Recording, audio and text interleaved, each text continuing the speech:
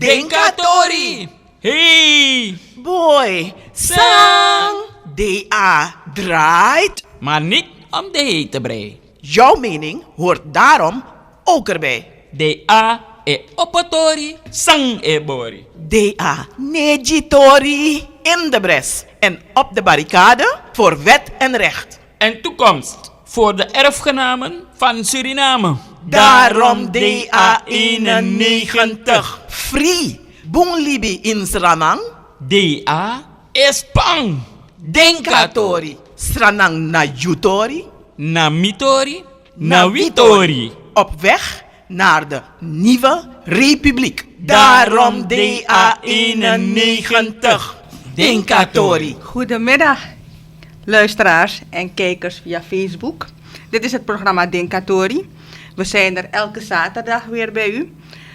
Vandaag hebben we in de studio Angelique Del Castillo, voorzitter van DA 91. En ik ben er ook bij, Iris Nasir, secretaris van DA 91. We hebben als thema voor vandaag gekozen Dag van de Aarde.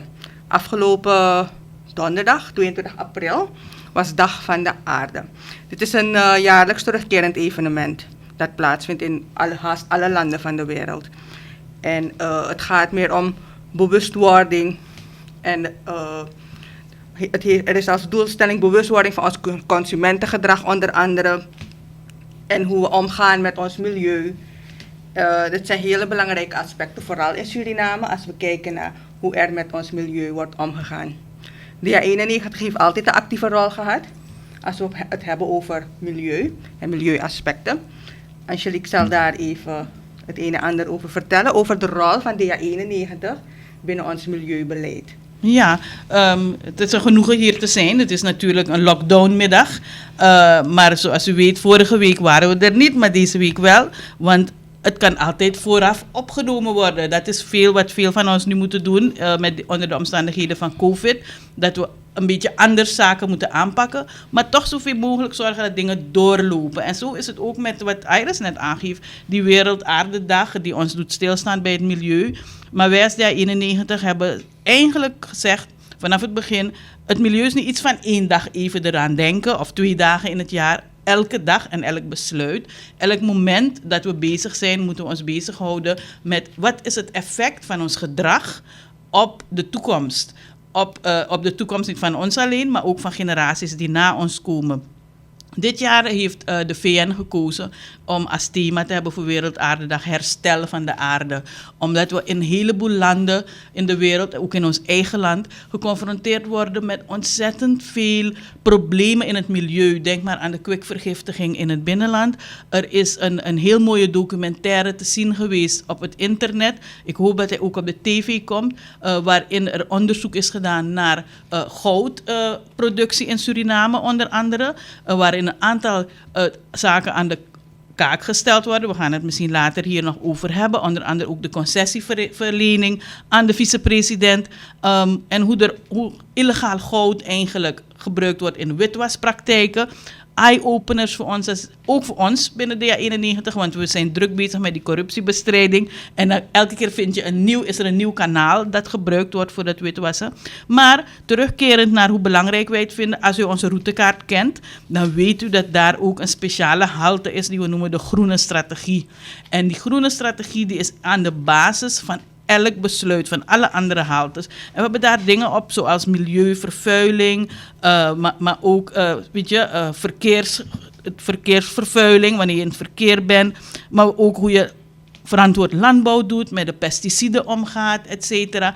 Allemaal zaken die effect hebben, niet alleen op je houding vandaag, niet alleen op je gezondheid, maar ook op de toekomst. Ja, deze aspecten zouden in principe vanaf de schoolbanken in het prille begin al aan onze kinderen moeten worden bijgebracht.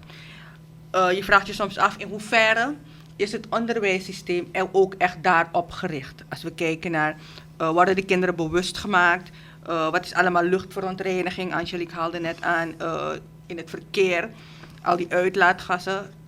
Als je vandaag gereden hebt, want wij mochten vandaag nog op straat zijn, in die files ontzettend veel auto's vanwege lockdown. Om 6 uur is de lockdown, dus iedereen probeert nog zijn laatste dingen te doen.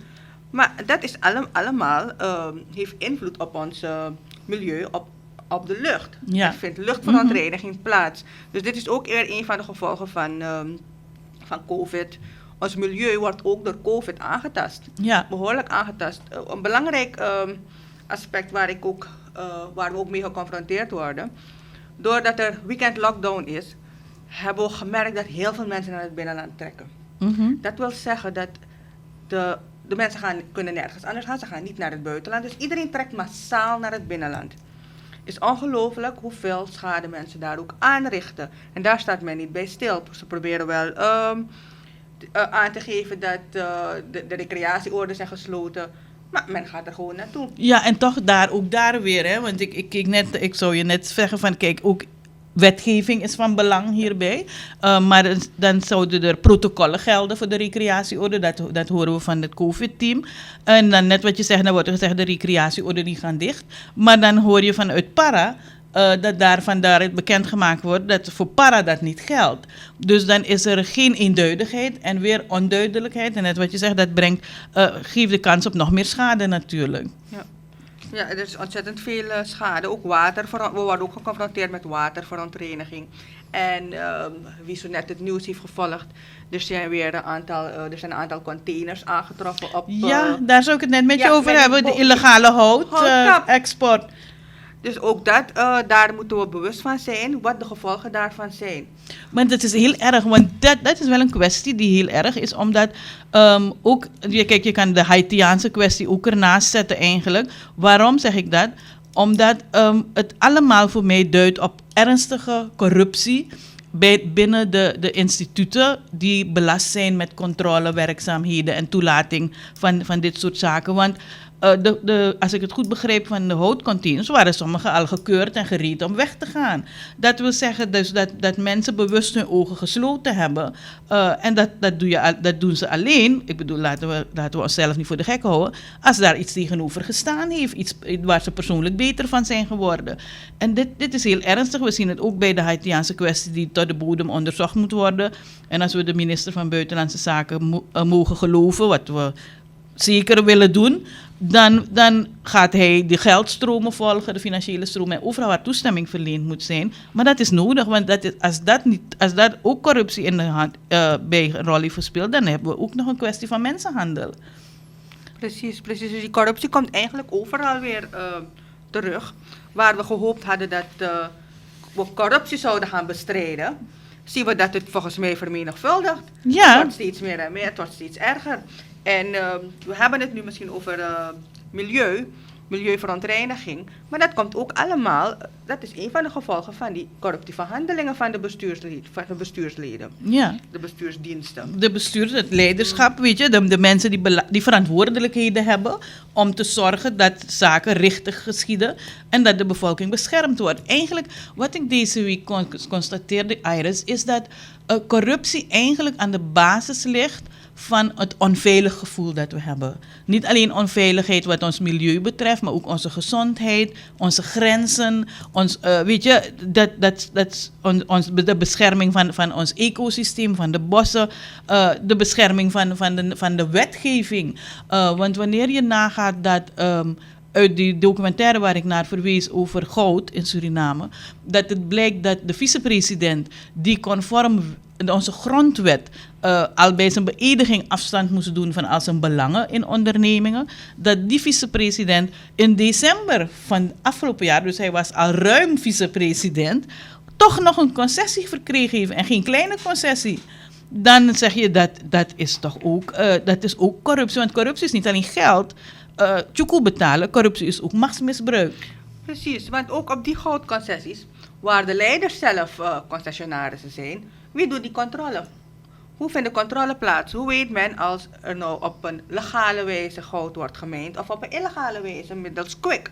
Ja, en hierdoor ontstaat die vervuiling, watervervuiling. Waar is die controle dan? Want als de bestuurder zelf, je gaat toch niet jezelf controleren? Dat is wat er nu gebeurt. Dat kan niet, toch? Dat is wat we in Suriname zeggen, je pot poespoesie vloekumerkie. Toch? Dus dat zijn die dingen die niet kunnen. Dus, maar ik vroeg me af, Iris, er is wetgeving, er is een milieuraamwet aangenomen. We zijn bijvoorbeeld ook deelgenoot van het Minamata-verdrag. Hoe werkt dat eigenlijk? Dit zou eigenlijk toch niet moeten kunnen. Precies, dus als je de wet stipt zou naleven, dan zou dat niet moeten gebeuren. Er is duidelijk onderscheid tussen wat wel mag en wat verboden is. Maar als het komt op hetzelfde neer als degene die moet controleren het zelf doet, dan zijn we even ver. We zijn heel ver van huis. Hoe vindt die controle dan plaats? En ze hebben allemaal, er zijn grote belangen die spelen binnen die industrieën. Binnen de goudindustrie met name. En ook hout. Dus zowel hout als goud. Zijn er grote belangen die spelen. Ik denk dat die fondsen vandaag van die 100 containers, ik weet niet waaraan ik dat moet toeschrijven, want ze waren al gesealed, dus die dingen stonden al op. Ze waren gereed voor vertrek. Ja, het was al gereed voor vertrek. Dus er is toch ergens iets gebeurd waardoor men erachter Iemands is gekomen. geweten heeft gesproken. Ik denk dat we daar wel blij om moeten zijn. Misschien heeft Of zijn er iemands geweten. concurrenten? Nou, dus in deze situatie, eigenlijk, Iris, zeg ik, wat ook de omstandigheid mag zijn van dat iemand gesproken heeft, laten we daar gelukkig mee zijn, omdat dat een onderzoek een sneeuwbaleffect heeft gehad. Maar het belangrijkste is dat er wel consequenties zijn. En dat het niet is dat we vandaag een beetje net de Karuwirfaya, vandaag horen we iets en dan nadien is het afgelopen, gaat er een grote berg zand over en we horen er nooit meer iets van en het wordt op een andere wijze voortgezet. Dat zijn zaken. Dus ik vraag me af, wat is nodig? Natuurlijk, weet je, wat is nodig om te zorgen dat er naleving van de wet is en controle? Eerlijk bestuur. Daar komt het op neer uiteindelijk. Eerlijk en goed bestuur. Ja. Want, en dat is hier niet het geval als dezelfde mensen daar zitten. Dus dat is waar we naartoe moeten. En dat was ook wat beloofd was. Hè? Ja. Er zou gestreden worden tegen corruptie. Er zou eerlijk bestuur komen. En dat missen we. Dat missen we na hoeveel maanden zijn ze deze regering al. Dat missen we nog steeds. Dus het is straks een jaar bijna. En die controle ook van de regeerders naar elkaar toe, dat ontbreekt. Het veroorzaakt juist alleen maar wrijving. Dat hebben we gemerkt. Het resultaat is dat als de ene partij de andere partij controleert, ontstaat er wrijving. Van sommige partijen horen we helemaal niets meer. Dus dat is het gevolg van die corruptieve handelingen van elkaar en elkaar controleren. Maar helaas. dat zou dus in feite is er een bijzondere rol dan weggelegd voor onze DNA. Precies. Toch? Want als je een actieve DNA hebt, dan zou die hun rol echt als volksvertegenwoordiger, dan zouden die nu vragen moeten stellen. Juist. Toch? En op onderzoek, zelf veldonderzoek doen en met materiaal komen om te confronteren in het parlement. Juist, maar wat we dus merken is dat de DNA-leden worden aangezet hoe ze moeten reageren in DNA. En dat kunnen we niet hebben. Waar is dan de actieve rol? Aan de DNA-leden wordt er opdracht gegeven hoe ze moeten stemmen. Hoe hun gedrag moet zijn binnen DNA. Maar moeten we nog op zulke DNA-leden stemmen? Nee, absoluut niet. Ja, ik denk, Want je kan geen ja-knikker zijn. Dat is waar we altijd voor hebben geroepen. Wij van DA91 hebben dit elke keer gezegd.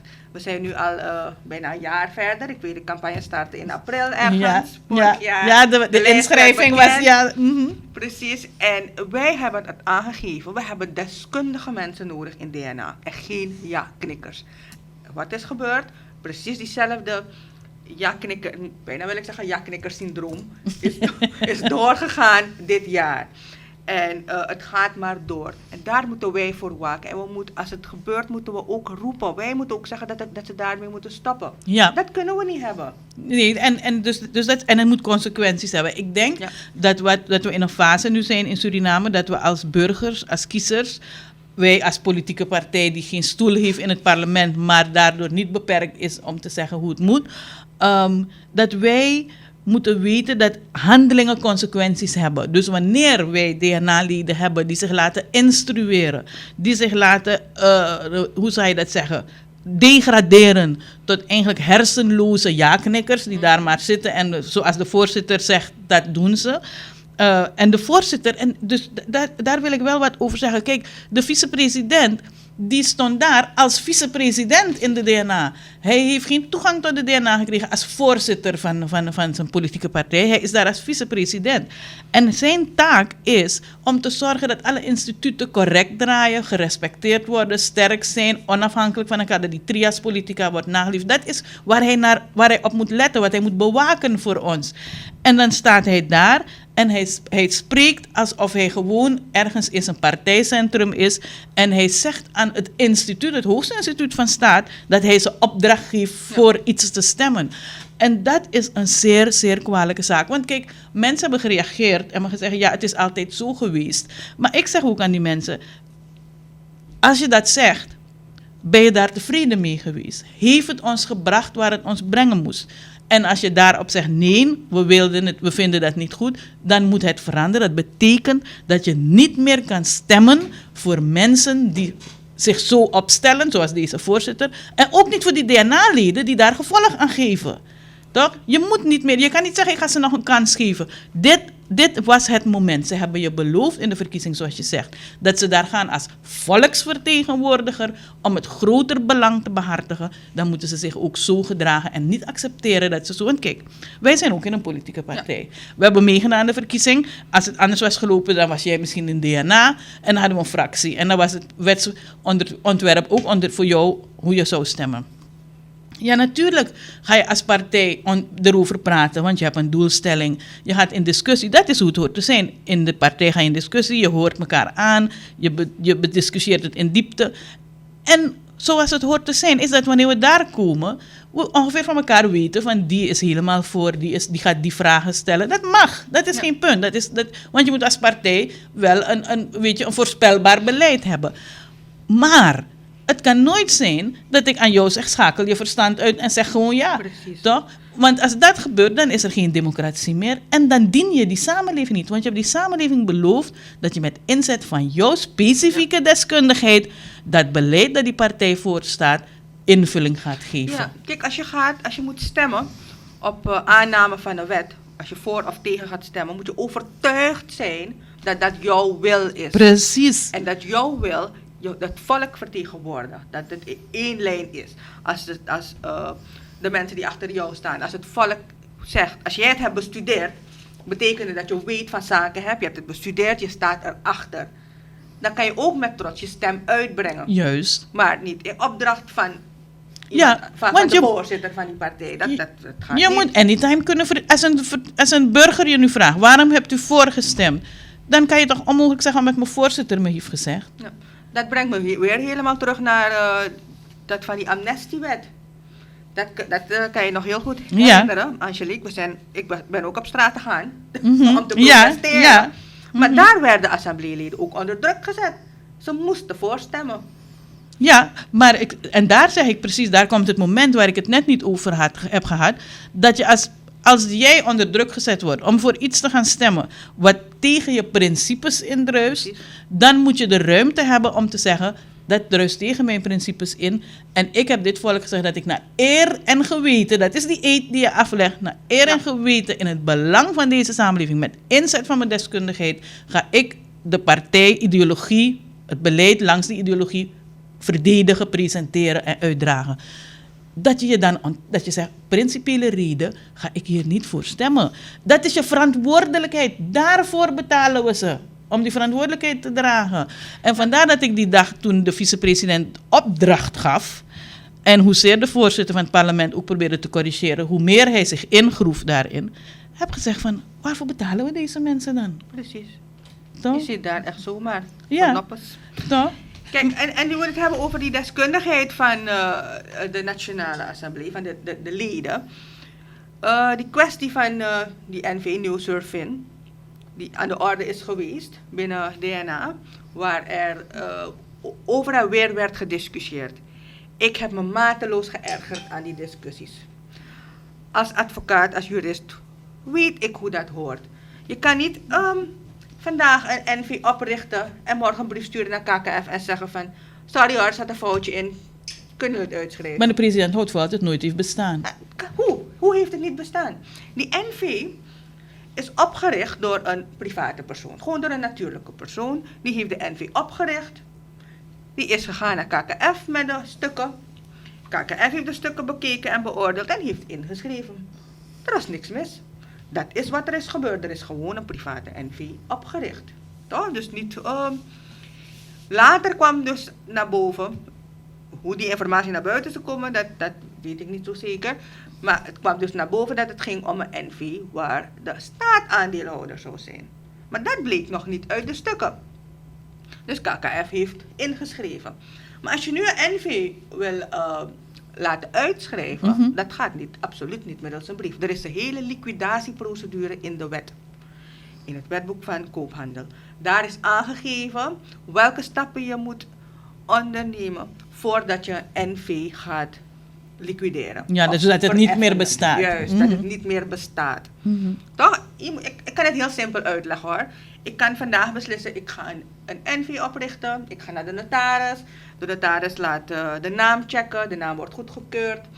Er wordt een oprichtingsakte gemaakt met statuten. Dat ga ik indienen bij KKF. En morgen vraag ik je om wat geld bij je te lenen. Ik leen een bedrag bij Angelique.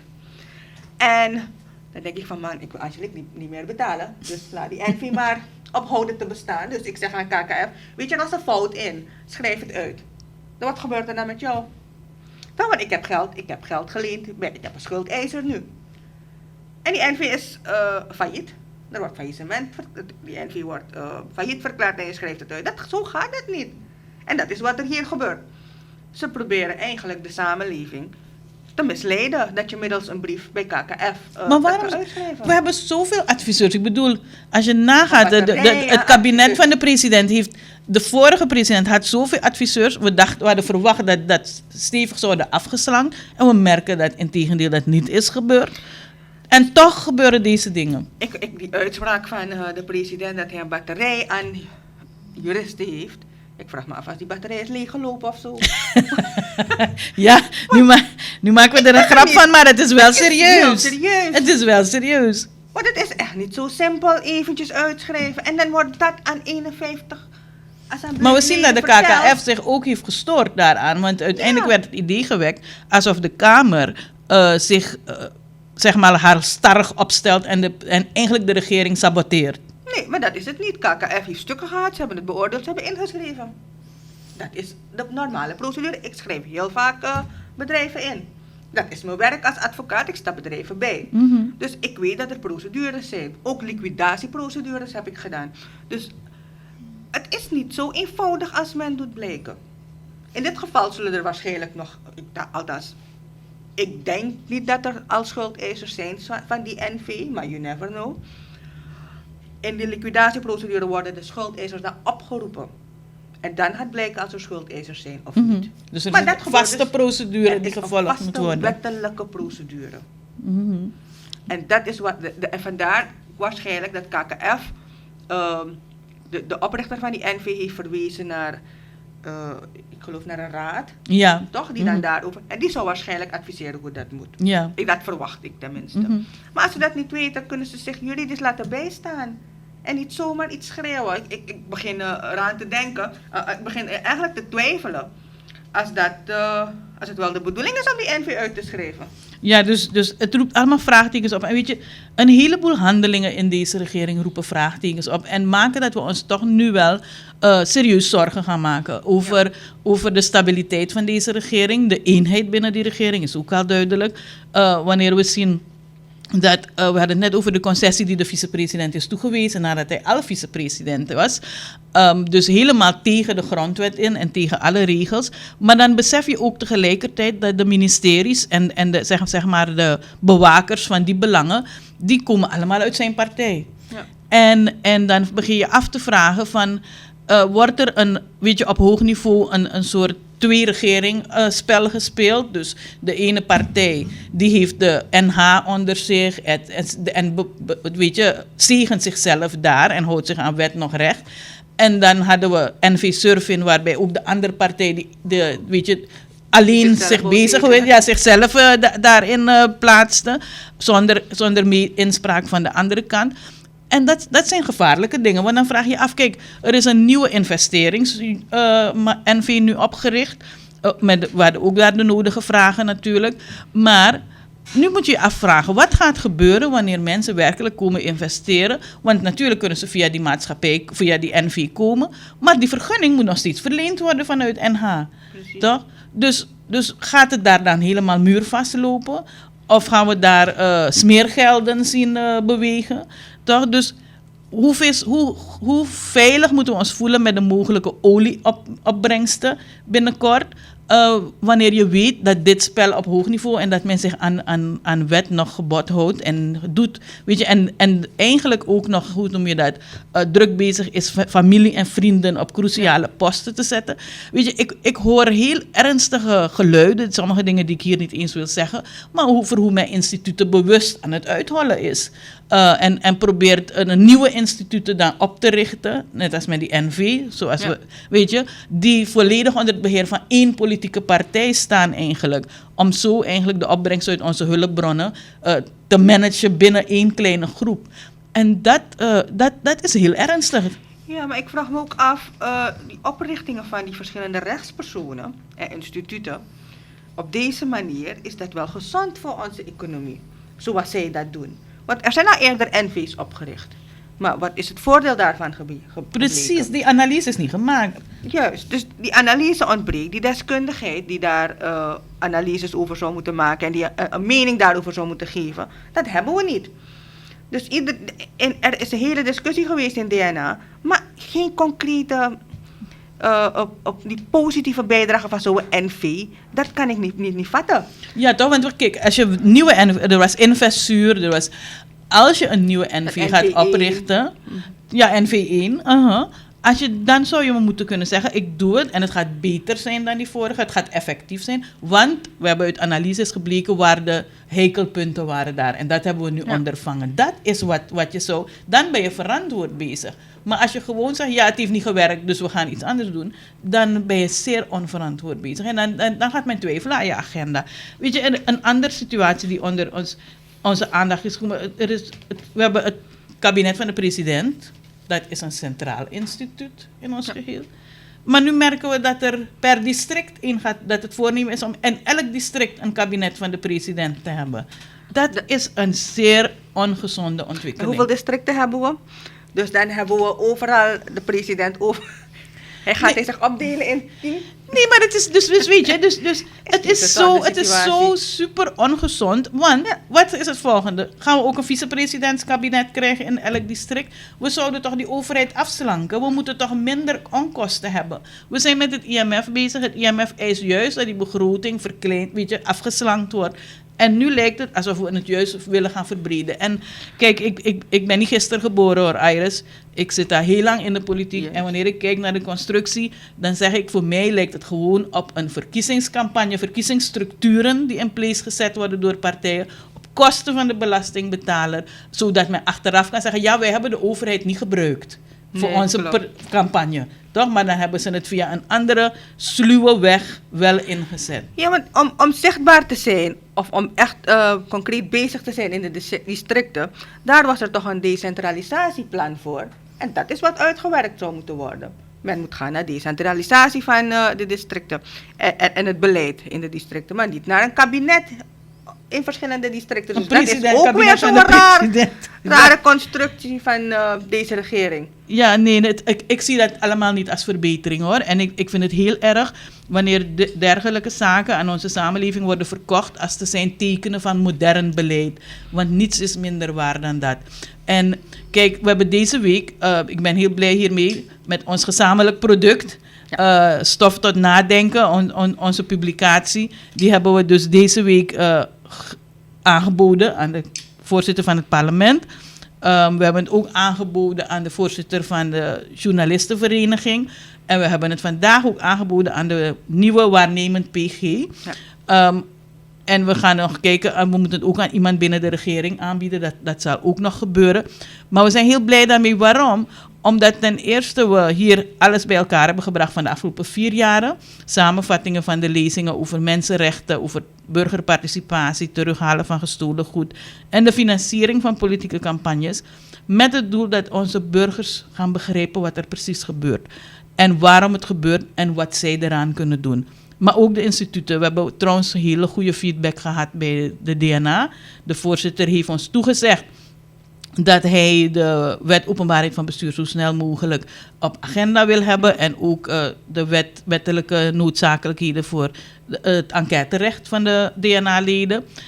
Daarnaast gaan we hem waarschijnlijk binnenkort, want het is uit de vele discussies met mensen begrijpen we dat er behoefte is aan een bredere discussie over corruptie. Dus we gaan de DNA-voorzitter waarschijnlijk ook benaderen om te vragen als hij dat kan faciliteren in zijn parlement, dat er een bredere discussie daarover komt. Omdat die bewustwording er moet zijn. Want veel waar we het nu over hebben, allemaal komt terug naar corruptie. Ja. Of naar het maskeren van corruptie. Dus men gaat corrupt bezig zijn, maar men wil het afdekken met een semi-legale handeling. En dat zijn dingen die wij als burgers en wij als partij, natuurlijk kan men op ons rekenen als partij, dat we dat gaan blijven doen, doorprikken. Want ons volk, we moeten gewoon beter hebben. Dit kan zo gewoon niet doorgaan. We hebben niet eens het geld meer om het te financieren. Van waar gaat het moeten komen? Toch? Ja. Kijk, SLM was zelf aan de ketting gelegd. Ja. Er is bij staatsolie $650.000 genomen, wat ik begrijp van ingewijden, dat ook niet mag. Ze mochten maar dat dat mag niet zo doen. niet, nee. Maar er is gewoon $650.000 overgemaakt voor de SLM. En dan hebben we daar een directie die ons vertelt dat er goede tijden aankomen. Waar? Hoe? Een directeur die een 11.300 volgens zijn contract bruto salaris heeft in euro's. Toch? Plus nog €2.000 voor andere onkosten. Plus 2.000 SRD voor, voor zijn nutsvoorzieningen. Nutsvoorzieningen. En allerhande voorzieningen. En dan mag je me zeggen dat in de wereld directeuren zo verdienen bij luchtvaartmaatschappijen. Maar de vraag die we ons moeten stellen, waar gaan we naartoe met SLM? Precies. Toch? Is het verantwoord om dat te doen? Dat is die discussie. En wanneer we kijken naar waar SLM staat vandaag, waar Suriname staat, waarom SLM daar staat, dan is het duidelijk wat wij als DA91 steeds hebben gezegd. Je moet dat ding privatiseren. SLM, we kunnen het niet handhaven als een overheidsinstantie. De partijpolitiek heeft het vernietigd. En als het je nieuwe directeur met diezelfde RVC-leden, diezelfde mensen die het jarenlang down the drain hebben geholpen, ga je nergens naartoe gaan. In de moderne wereld, het is geen schande, privatiseer dat ding. Privatiseren, dat is wat we altijd, altijd aangeven. Dit soort bedrijven moeten worden geprivatiseerd, want het heeft bewezen dat het niet werkt in Suriname. Ja, die politieke, je kan een Er is bedrijf geen geld niet meer. partijpolitiek draaien. Toch? Waar gaan die goede tijden vandaan komen? En dat geldt voor vele van de bedrijven die Suriname, waar de staat aandeelhouder van is. Ja. Ja. En het heeft allemaal te maken met die corruptie. Hè? Friends and family is ook corruptie. Friends and family is corruptie. Toch? Dus, en vandaar dat we dat boekje dus hebben opgedragen aan alle jonge Surinamers. Omdat onze jonge Surinamers, het is in hun belang dat die corruptie hard bestreden wordt. Het is in hun belang dat de volgende verkiezing er niet meer gestemd wordt voor mensen die een track record hebben van meehelpen dit land de afgrond in te duwen. Die meehelpen om volgzaam te zijn en te doen wat de voorzitter zegt zonder hun verstand in te zetten. En zo medeschuldig zijn aan de verdere vernietiging van dit land. Ja, je zou je kunnen afvragen, is dit allemaal ook het gevolg geweest van de campagne die we hebben gezien vorig jaar? De Stem Slim campagne. Ja, er zijn nogal wat mensen bij me langs geweest deze week daarover, ja. Ons advies is sowieso van, kijk, er is nu gaan de schelle mensen van de ogen vallen. Nu beseffen ze dat je nooit naar de stembus moet gaan met angst. Precies. Je moet niet stemmen uit angst. Je moet ook niet stemmen voor hetgeen je niet wil, omdat men je zegt dat dat het beste is dat je kan krijgen. En je moet sowieso niet stemmen voor politiek zonder principes. Toch? Politiek zonder morele waarden. Want dat is wat aan mensen is aangepraat. Er is angst aangepraat. Er is aangesproken dat er nu geen tijd is om te kijken naar partijprogramma's. Nu is geen tijd om te kijken naar eerlijk bestuur. We moeten alleen af van een paarse monster. Ik heb steeds gezegd, ook toen, we moeten af van slecht bestuur. Van slecht bestuur. En van mensen met een slechte naam in bestuur. Toch? En dat is hoe je moet stemmen. En de mensen zijn in die stroom meegegaan die ontstaan is. En we zien nu wat het effect daarvan is. Heel wat mensen zijn teleurgesteld, zouden vandaag heel anders willen stemmen. Gelukkig is er een democratie dat je weer naar de stembus kan gaan. Alleen moet je die lessen wel vasthouden. En ik zou zeggen, voor de volgende keer, stemwijs. Klopt. Stemwijs, over 4 jaar zijn we daar, misschien eerder. Wie weet, misschien eerder als het op deze manier doorgaat. Zeker weten. Mhm. Nou, dit is het programma Denkatori. We kunnen vandaag helaas geen bellers toelaten. Hopelijk is de situatie... Ja, ik weet niet wat ik van de COVID-situatie moet zeggen. Als we weer normaal hier in de studio zijn op de zaterdag, waarbij we de mensen kunnen laten bellen en waarbij van hun horen wat hun meningen zijn en hun vragen. Dat we de vragen dan kunnen beantwoorden. Dit is dus Denkatori. Het thema van vandaag, waar we mee zijn begonnen, is Dag van de Aarde. Mhm. Wat heeft de jaar 91 zoal gedaan om deze dag te gedenken? Nou, we hebben op Facebook een posting gezet bij de social media om de mensen bewust te maken dat die dag er is. We hebben natuurlijk verwezen naar de zaken die wij in ons programma hebben. En we willen dat mensen nadenken over dus zaken. Die dat is de bewustwording. fase. Ja, toch? Dat we ons gaan afvragen, want wat moet... Om dingen te veranderen, kijk, het thema was herstel van de aarde. Betekent herstel van je eigen buurt, herstel van je eigen omgeving, herstel van ons eigen land. En voor we daaraan kunnen beginnen, moet je eerst afvragen, wat doe ik nu? Wat doe ik goed? Zijn de resultaten zoals ik ze wil? Nee. Wat moet ik dan anders doen? En wij geven een richtlijn in ons programma natuurlijk, hoe wij vinden dat dat moet geschieden. Ja. We denken aan milieuonderwijs, we denken aan regelgeving bij ons toerisme, maar ook bij de mijnbouw, dat er milieuwetgeving moet zijn, waaraan de mensen ook, kijk, met die olieboringen is het heel belangrijk dat we ook nu al het milieu beschermen in die omgevingen, in de oceanen, in de zee, daar zo, pesticidengebruik. We hebben het over het drinkwater gehad.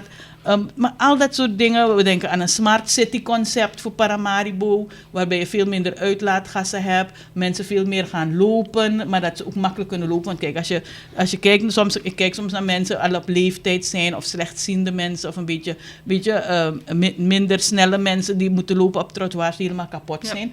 Of die kinderen van ons die naar school lopen zonder trottoir en dan moeten ze op straat lopen. Gras dus, op de bermen. Ja, dus er is ontzettend veel werk aan de winkel, maar we moeten ons daardoor niet laten ontmoedigen. Wanneer je goed bestuur hebt, dan zet je een planning in place. Precies. En dan begin je ergens. En elke keer zet je een stapje erop. En dan kom je er wel. Alleen maar zeggen we hebben geen geld of we hebben zoveel schuld, dat brengt ons nergens. We weten het. We weten dat we niet zoveel geld hebben. We weten dat we schulden hebben. Maar we weten ook dat elke keer een kleine stap gezet kan worden. Juist, want bij sommige dingen heb je geen geld nodig om te voorkomen. Toch? En ook in de buurt, je kan gewoon in je eigen buurt al heel wat oplossen. Ja, dat kan zeker. Kijk, de resortraden, toch? Ja. We hebben regionale organen en wij pleiten als DA91 altijd voor een efficiënter maken van die regionale organen. Het werken aan hun bevoegdheden en hun activiteit in de buurt. Want vaak hoor je alleen iets van ze bij de hoorzitting. Dit jaar is dat zelf vele mensen ontgaan, want hoorzittingen waren blijkbaar via Zoom. Er was niet eens, weken later ontdekte ik dat het via Zoom was. Dus duidelijke bekendmakingen waren er ook niet. Nee. Dus dat knaagt ook aan die democratie. Maar de resortraadsleden, districtsraadsleden, die kunnen in hun plan een stukje actie ondernemen, toch? En zo helpen, want het is een deel mentaliteitsverandering. En daarnaast, mentaliteitsverandering volgt vaak op het goede voorbeeld. Wanneer men het goede voorbeeld ziet, een goed voorbeeld doet volgen. Weet je? Dus ik denk dat wat dat betreft, net wat je zegt, een heleboel dingen kunnen al, als we gewoon gemotiveerd, geïnspireerd aan de slag gaan. Toch? Klopt, ja, dat is allemaal zo. Die motivatie moet er zijn, de wil moet er zijn. Mm-hmm. En dan kan je al heel veel bereiken. Maar je had het over COVID, dus ik wilde eventjes... Want ik las ook een beetje verontrustend bericht dat veel minder mensen gaan om zich te laten vaccineren tegen COVID. En ja, ik wil toch de mensen oproepen om te beseffen dat we wel verantwoordelijk naar elkaar zijn. En er zijn allerlei verhalen doen de ronde natuurlijk over COVID. En natuurlijk zijn er in de wereld een kleine groep mensen die er ernstige reacties op hebben. Maar het grootste deel heeft dat niet. Daar moeten we wel aan denken. Wanneer je na gaat zien, hier had 90% een zeer zware reactie. En natuurlijk moet je het, als je aandoeningen hebt, moet je het met je arts overleggen. Ja. Toch hoe verantwoord het is. Het blijft een verantwoording. Maar het grootste deel van de mensen die gaan, hebben er geen noemenswaardige reactie. Dus weet je, het heeft geen enkele zin om te zeggen, ik ga wachten totdat al die mensen gevaccineerd zijn. Want ik kan u zeggen, wanneer men onderzoek doet naar effecten van vaccinaties, net als in de landbouw en de veeteelt, naar medicatie voor planten, etc. Bij een boom kan het korte duur zijn, omdat hij binnen 3 jaar vruchten moet dragen. Dus als hij het niet doet, dan kan je dan al je cijfers bijstellen. Een mens gaat door zoveel verschillende fases in zijn leven, dat het onderzoek op de effecten kan een mensenleven duren. Dus ik denk niet, en ik zou u echt adviseren om met uw arts te overleggen als het voor u gezond is, voor u veilig is, dat u uw vaccinatie doet. Toch? Omdat u dan uzelf beschermt, meer beschermt dan eronder, en de omgeving. Precies. En u moet die communicatie met de arts is heel belangrijk. Ga niet verzwijgen als er iets is. Ga heel openlijk naar uw arts en zeg dat u gevaccineerd wil worden of vraag om advies. Kan ik gevaccineerd worden? Ik heb onderliggende aandoeningen. Ja. Zodat dat gemonitord wordt. Want dat is, soms horen we dat iemand is komen te overlijden aan de gevolgen van COVID. Maar het is niet alleen aan de gevolgen van COVID. Er is vaak nog meer. Maar dat gedeelte hoor je niet. En het is ook niet duidelijk. Maar het boezemt alleen maar angst in bij de mensen. Ja. Dus bepaalde zaken, het is soms ook belangrijk dat die informatie ook zo wordt gegeven aan de mensen. Ja, ja, want ik bedoel, ik ben gevaccineerd. Mijn moeder is gevaccineerd. Mijn moeder is al midden 70. Maar er is echt niets met haar gebeurd. Zij had zelf minder last dan ik. Ik had nog een beetje koorts middag. Mijn moeder moet zeggen, nou, ik ben kiplekker. Ik heb van niets last. Toch? Dus ik denk dat we moeten ons niet op de kast laten jagen. Met die arts overleggen natuurlijk. Je advies inwinnen. Ja. Maar we moeten ons niet op de kast laten jagen. Want de consequentie uiteindelijk ga jij weer dragen. Wanneer je je niet vaccineert en er uiteindelijk je toch ziek wordt en je dan gaat beseffen van liever had ik het, dan is het meestal te laat. Toch? Of als jij iemand besmet omdat jij niet gevaccineerd bent. Weet je, dus denk er goed over na. Ik kan natuurlijk niemand dwingen. We erkennen de vrijheid van elk mens. Maar als het aan mij vraagt, zou ik u echt aanraden, na goed overleg, medisch overleg, doe wat u kunt doen. En hoe ervaar je die lockdown? Nou, die lockdown, dat vind ik verschrikkelijk. Ik vind het echt, weet je, ik zeg van, ik blijf erbij dat het enige wat COVID-cijfers omlaag brengt, is verantwoord gedrag. Want wanneer we mensen nou gaan opsluiten, net wat je zegt, een heleboel gaan naar het binnenland. Ik zei het verleden nog aan iemand, want die zei, ja, er mogen geen feesten georganiseerd worden. Ik zeg, hey, wat gebeurt in het binnenland dan? Precies. Toch is er iemand daar die dat controleert. En ten tweede, weet je, je legt die hele economische bedrijvigheid stil. Terwijl als je zegt, we dragen ons kapje, we wassen onze handen, we houden afstand, we meten temperatuur zoveel mogelijk, zodat we het onder controle hebben.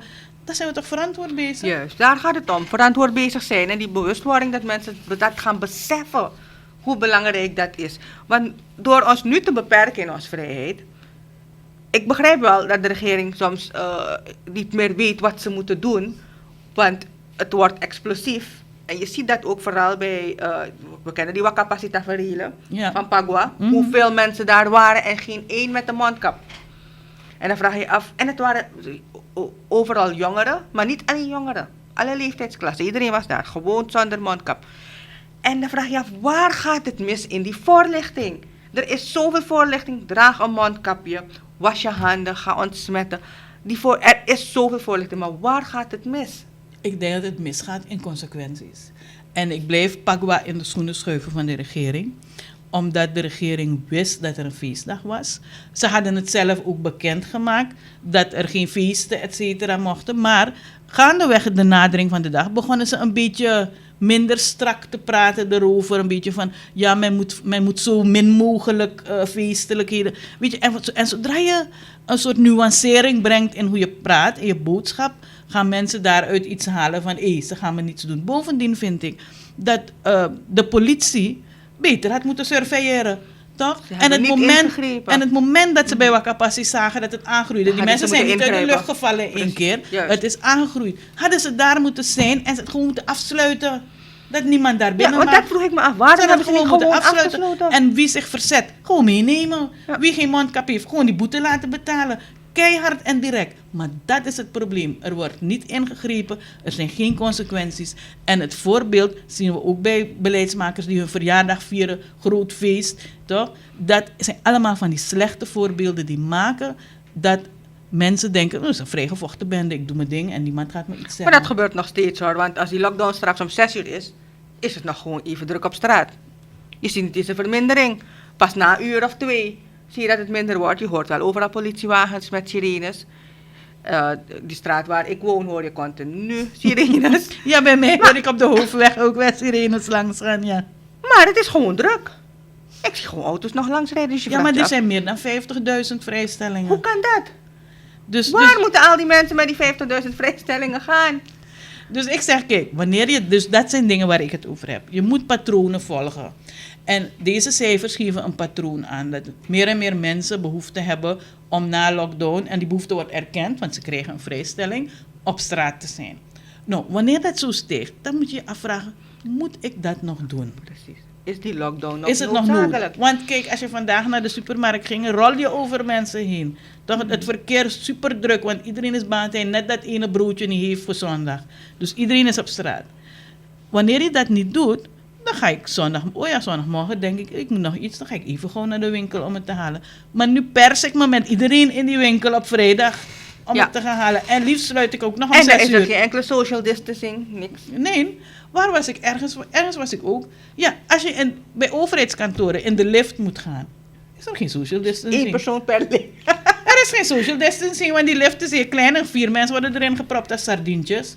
Overigens durf ik in geen enkele lift van de overheid te gaan. Maar Dat is een onderhoudskwestie. Ik kan daarmee sympathiseren. Maar ik maak me overigens ten aanzien van die COVID-situatie ook wel zorgen om ons onderwijs.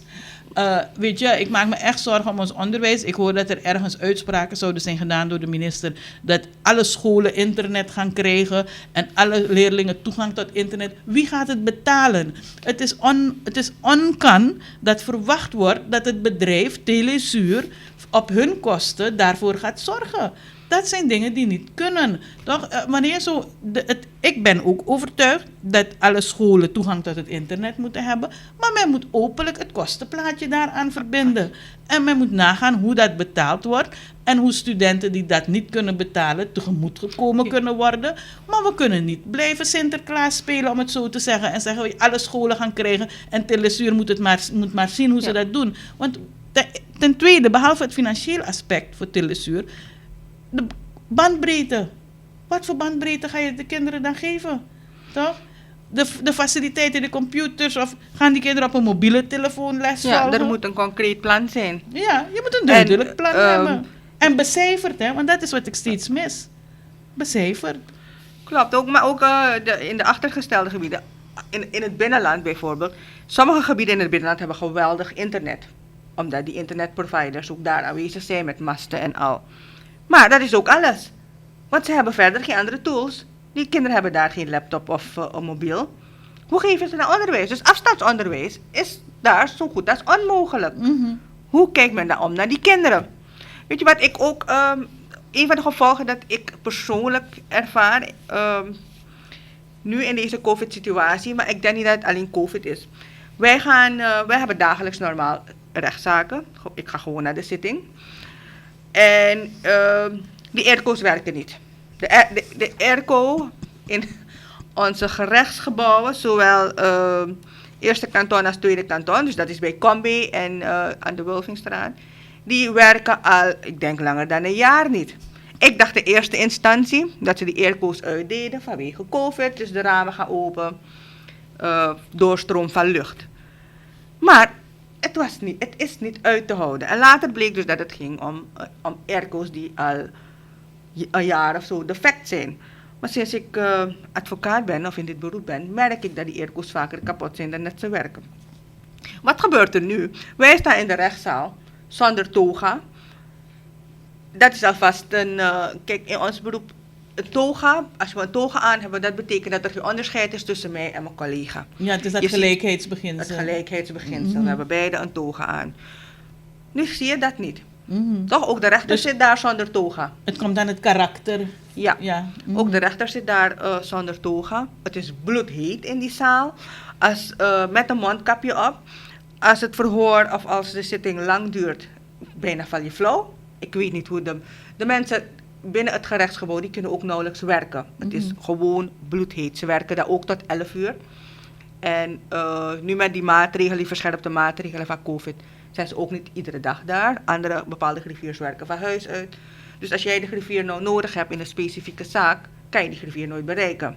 Of pas bereiken wanneer die weer op kanton is. Dus dit zijn ook gevolgen van COVID enerzijds en gebrekkig onderhoud. En wij voelen dat. En het heeft effect op hoe je werk kan doen. Helemaal. Want op een gegeven moment, nadat het verhoor al een uur heeft geduurd, kan ik niet meer nadenken. Het is te heet, het broeit. Je kan niet eens... Het wordt moeilijk om je pleidooi te houden, zeg maar. Want het is niet uit te houden.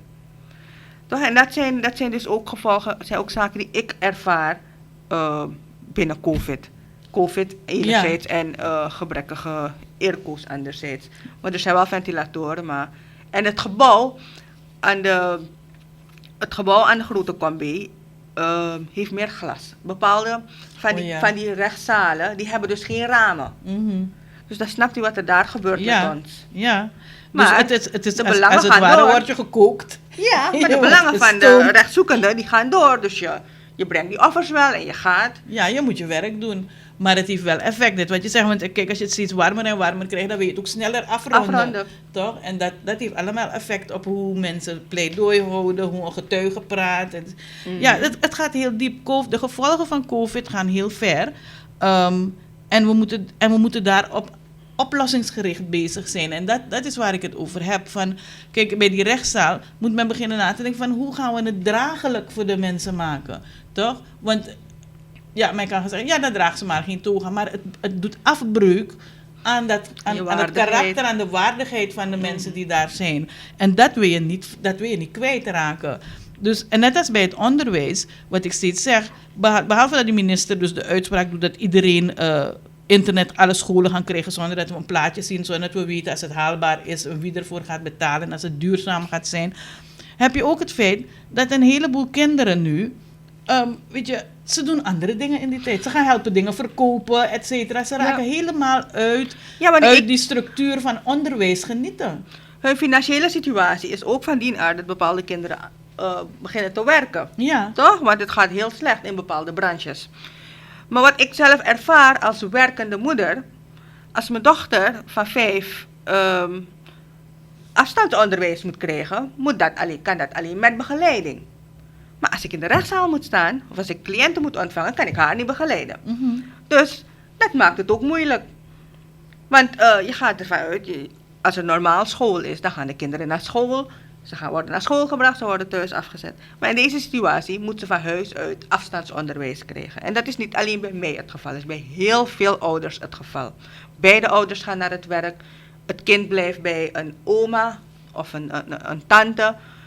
Maar die hebben niet altijd alle equipment, ze hebben geen, of er is een laptop, maar ze weten er niet mee om te gaan. Maar hoe ziet dat afstandsonderwijs eigenlijk eruit? Wat krijgen ze gewoon opdrachten om te maken? Of is er een leerkracht die praat tot ze en dingen uitlegt? Het is verschillend. Ook verschillend bij de scholen. Bij sommige scholen kan je materiaal gaan halen.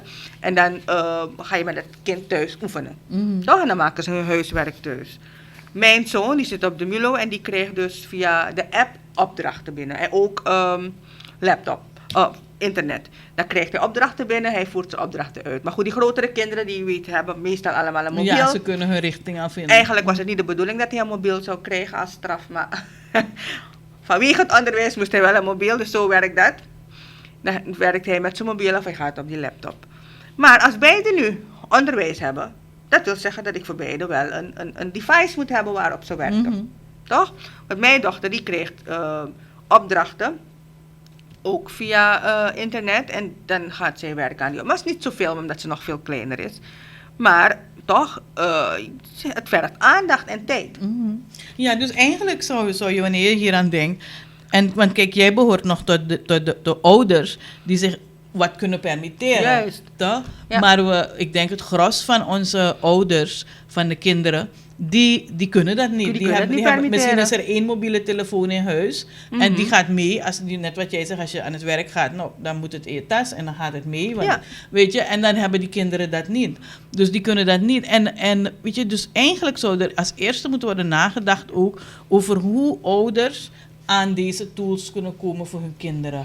Ja, Want we moeten voor de toekomst, kijk wat ik zeg, Iris, nu is er COVID, maar het gaat niet meer voorbij voor de komende jaren. Nee. Elke keer doet men alsof het binnen 2 maanden voorbij is, maar we zien dat het elke keer weer terugkomt.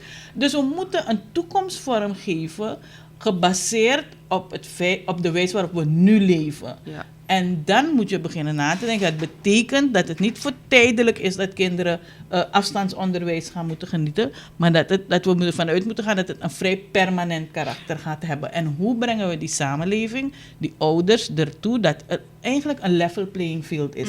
Want anders is het niet gelijk meer. Dan betekent het weer dat zij die meer financiële ruimte hebben, meer kansen hebben, meer mogelijkheden, dan zij die het niet hebben. En dat willen we niet hebben. Dus er zijn mogelijkheden. Je zou bijvoorbeeld als school een optie kunnen hebben dat de ouders misschien een tablet of iets kunnen aanschaffen, maar dan op afbetaling. Dat ze elke maand een klein bedragje storten.